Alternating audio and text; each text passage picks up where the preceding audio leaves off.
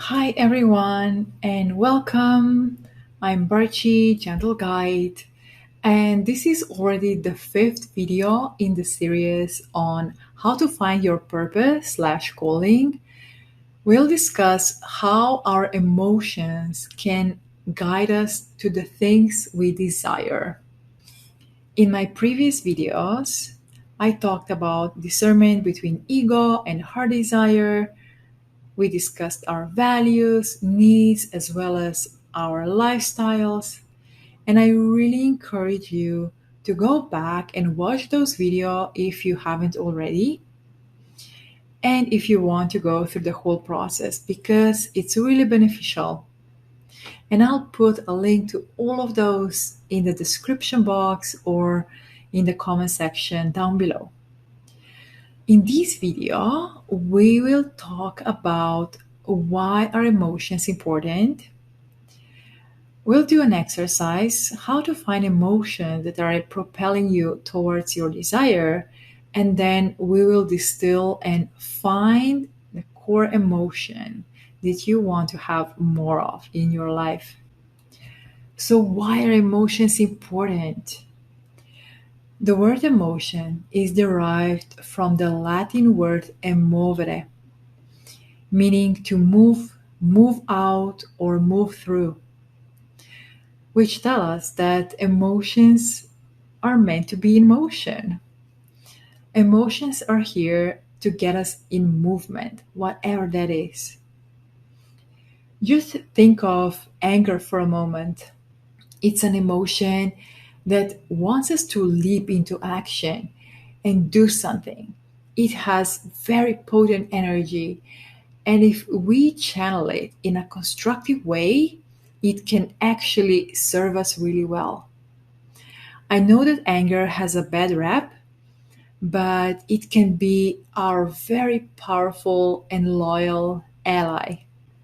On the other hand, though, think of sadness. It's quite the opposite, right? We usually want to be left alone and retreat from the world. Sadness has very passive energy, and it isn't really interested in action. But it's a powerful emotion for introspection. It let us know where more love is needed in our lives. In any way, you would probably agree with me that sometimes emotions tend to linger for way too long, more than we would like them to. And it's hard, if not impossible, to keep them under control. But in this video, we will explore how emotions can actually serve us and propel us towards our desires. All right, I'm saying that again, I know. But if you've done the exercise from my previous video, which talks about lifestyle, you probably have a list of activities that you would like to do on a daily basis. And I would ask you to pick five that are most important for you. Okay? And if you haven't done this exercise yet, I still encourage you to go back and watch that last video.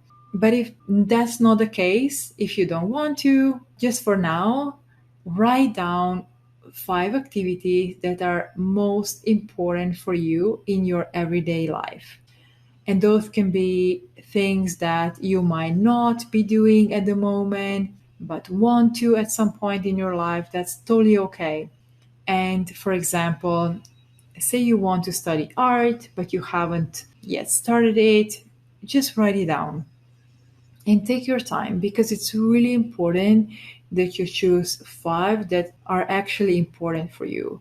Don't just use random five, because then this exercise is really not going to provide you as much of value as it can otherwise. Now that you've got a list of your top five activities ready, start with the first one and go through this series of questions to go deeper in the subject. And let's do this one. Let's do one together, okay?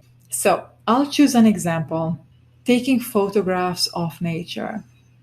So, my first question is, how do I feel when I do that? And it's important then that I write those things down. And let's say I write happy. The next question, what does happy give me? Or what does happy give you? What's in it for you? And my answer is, it makes me feel expansive. But what does feel expansive give you? And I would say a sense of freedom. All right. Then we can also ask, is freedom tied to any of your values? And when you have freedom, what do you feel? And I would say peace and love. Now you've come to the core feeling that you want to feel when engaging in this act. That's really important. So the next question could be, and you can move it around and adjust it obviously, but let's just go with this one. What other things make you feel peace, love, and expansion? But let's just start with peace and love.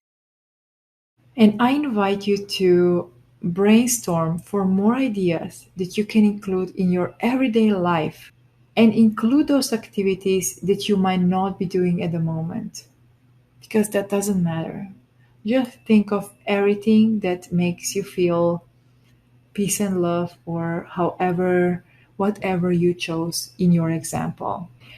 And I invite you to do this exercise for each of the 5 items on your list and discover how you can implement more things in your life because that's the key moment. You want to have more of what you desire, right? Because those are the things that will actually provide the feelings that were at the core of your 5 activities that you have chosen. I hope that makes sense. Otherwise, please do comment down below. I also wanted to share this wheel of emotions with you. It's really helpful to really pinpoint what the core feelings are so you can also see which other feelings stem from main core feelings. I find this wheel really helpful. Let me know how you like it, okay? Okay, by now, I believe that you must have a better understanding of what it is that you would like to do and why is that important to you.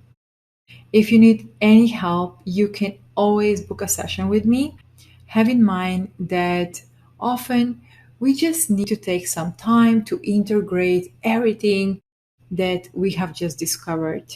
We need to give things time to really settle down so that we can really feel this knowing in our bones. Let me know, how was this process for you?